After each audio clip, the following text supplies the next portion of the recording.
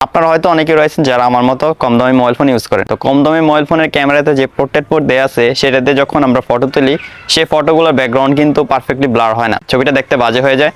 তো আজকের এই ভিডিওতে আমি আপনাদেরকে দেখাবো যে আপনার মোবাইল ফোন দিয়ে তোলা নর্মাল একটা ছবির ব্যাকগ্রাউন্ড কিভাবে আপনার পারফেক্টলি ব্লার করবেন, যেটা একদমই ডিএসএলআর মতো দেখতে এবং ফটোটা দেখে কেউই বুঝতে পারবে না যে এটা মোবাইল ফোন দিয়ে তোলা। তো অবশ্যই আপনারা স্ক্রিনে দেখতে পেয়েছেন বিফোর অ্যান্ড আফটার, তো সেটাই আজকের টিউটোরিয়াল থেকে আপনারা শিখতে পারবেন। ভিডিওটি সবার জন্য খুবই ইম্পর্টেন্ট হতে যাচ্ছে, সবাই অবশ্যই ভিডিওটি সম্পূর্ণ না টেনে দেখবেন। তবে ভিডিওটি শুরু করার আগে একটি রিকোয়েস্ট, অবশ্যই ভিডিওটিতে লাইক দিয়ে চ্যানেলটি সাবস্ক্রাইব করে দিবেন। ফেসবুক পেজ থেকে দেখলে অবশ্যই পেজটি ফলো দিয়ে ভিডিওটি শেয়ার করে দিবেন। গাইস, কথা না বাড়িয়ে আমাদের মোবাইল স্ক্রিনে চলে যাই। অলরাইট গাইস, চলে আসলাম স্ক্রিনে। প্রথমে আপনারা একটি অ্যাপ ইনস্টল করে নেবেন, আর অ্যাপটি 5 থেকে 6 MB হবে। যে কোনো মোবাইলেই আপনারা অ্যাপটি ইনস্টল করতে পারবেন, কোনো প্রকার হ্যাং করবে না। অ্যাপটি ইনস্টল করার জন্য আপনারা চলে যাবেন গুগল প্লে স্টোরে, এখানে সার্চ অপশনে ক্লিক করে দিবেন। তারপর এখানে জাস্ট আফটার ফোকাস লিখে সার্চ করে দিবেন। আমি এখানে ইন্টারনেট অন করে নিই আমার। ওকে, আফটার ফোকাস লিখে সার্চ করে দিলাম, তারপর এটা এখানে ক্লিক করি। তো আমরা সবাই সেম অ্যাপটি পেয়ে যাবো। খুবই লাইটওয়েট একটি অ্যাপস, আপনারা অবশ্যই আপনার মোবাইল ফোনে এই অ্যাপটি ইনস্টল করে নেবেন। খুবই হেল্পফুল একটি অ্যাপ। এই অ্যাপটিতে আমি সবসময় আমার নর্মাল ফটোর ব্যাকগ্রাউন্ড ব্লার করে থাকি, যেটা দেখতে পুরাই ডিএসএলআর ক্যামেরাতে তোলা ছবির মতো দেখা যায়। তো যাই হোক, আমি সম্পূর্ণ প্রসেসটা আপনাদেরকে দেখিয়ে দিই। তো অ্যাপটি ইনস্টল করে নিয়েছি আমি, জাস্ট এখান থেকে ওপেনে ক্লিক করে দিব। ওপেনে ক্লিক করে দেওয়ার পর সেম একটা ইন্টারফেস সবাই পেয়ে যাবো। এখান থেকে আমরা নিচে যে লেখা দেখতে পাচ্ছি অ্যালবাম বা একটা ফোল্ডার এখন দেখতে পাচ্ছি, অ্যালবামে ক্লিক করব। তারপর আমাদের মোবাইল ফোনের যতগুলো ফটো রয়েছে সবগুলো ফটো শো করবে। তো আমি আমার মোবাইল ফোন থেকে এই নর্মাল ফটোটা সিলেক্ট করে দিলাম।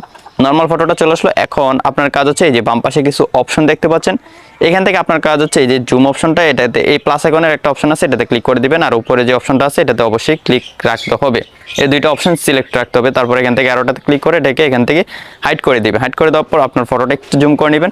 তারপর আপনার ফটোর চারপাশটা আপনারা এইভাবে দাগ দিয়ে নেবেন। এই যে একটা সাদা দাগ দেখতে পাচ্ছেন, এটা যাতে আপনার বডির বাইরে না যায়, একদম বডির পাশেই রাখার চেষ্টা করবেন।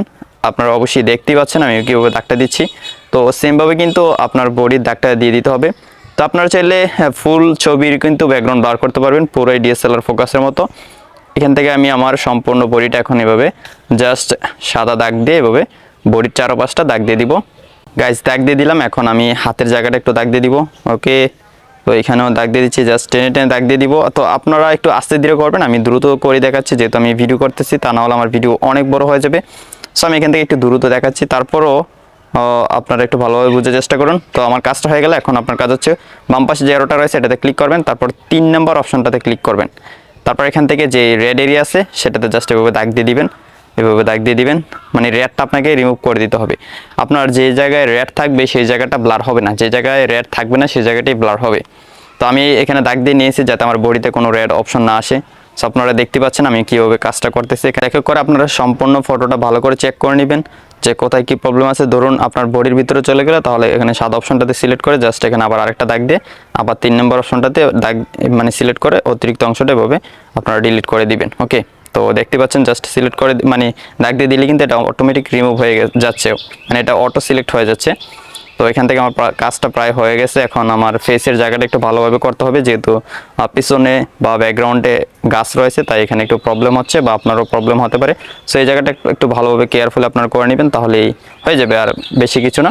তো যাই হোক, এখান থেকে আমি সবগুলো দাগ দিয়ে রেড কালারটা রিমুভ করে দিচ্ছি।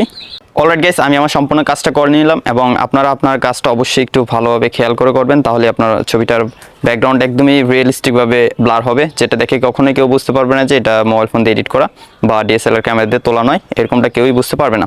তো আমার কাজটা শেষ হয়ে গেলে এখন আমার কাজ হচ্ছে উপর থেকে নেক্সটে ক্লিক করে দেওয়া। এই যে উপরে নেক্সট একটা অপশন রয়েছে, সিম্পলি নেক্সট অপশনটাতে ক্লিক করে দিব। তো দেখতে পাচ্ছেন ফটোর ব্যাকগ্রাউন্ডটা ব্লার হয়ে গেছে। এখন এটা আমরা রিয়েলিস্টিক করার জন্য নিচে কিছু কাজ করে নিব। তাই নিচ থেকে ব্লারে ক্লিক করব। এখান থেকে ব্লারটা আপনার ইচ্ছা মতো আপনি দিয়ে দিতে পারেন, আমি এখান থেকে 100% দিয়ে দিচ্ছি যাতে আপনারা সহজে বুঝতে পারেন। তারপর আপনার কাজ হচ্ছে নিচ থেকে অ্যাপারচার একটা অপশন রয়েছে, সিম্পলি অ্যাপারচার অপশনে ক্লিক করে দিবেন। তারপর এখানে আপনারা বুকি একটা অপশন পেয়ে যাবেন, একদম শেষে দেখতে পাচ্ছেন বুকি, জাস্ট এই বুকিটাতে একটা ক্লিক করে দিবেন। তারপর এখানে একটা এরকম ইনক্রিজ করার অপশন রয়েছে, আপনারা জাস্ট এখান থেকে হালকা একটু ইনক্রিজ করে দিবেন। তো এখন আমাদের ফটোতে বুকি অ্যাড হয়ে যাবে। গাইস, এখান থেকে ক্রসে ক্লিক করে দিই এবং আপনারা অবশ্যই দেখতে পাচ্ছেন আমার ফটোতে কিন্তু বুকি অ্যাড হয়ে গেল। তো দেখতে পাচ্ছেন গাইস, একদমই দেখতে রিয়েলিস্টিক মনে হচ্ছে।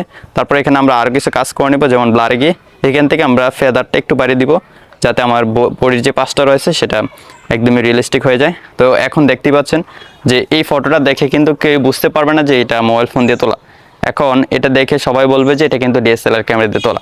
তো এখন আপনার কাজ হচ্ছে এই ফটোটা সেভ করে লাইটরুম অ্যাপটি দিয়ে একটু লাইট অ্যাডজাস্ট করে নাও। তো আমরা হয়তো সবাই জানি যে লাইটরুম অ্যাপটি দিয়ে কীভাবে ফটো কালার গ্রেডিং করতে হয়, তো সেই কাজটা আপনারা করে নেবেন। তো আমার ছবিটা সেভ করার জন্য উপরে সেভ অপশনে ক্লিক করে দিলে এখান থেকে এসে ক্লিক করবো। তো এরকম হয়তো অ্যাড শো করতে পারে, অ্যাড আসলে এখান থেকে জাস্ট ক্রসে ক্লিক করে দিলে কিন্তু আপনার ফটোটা গ্যালারিতে সেভ হয়ে যাবে।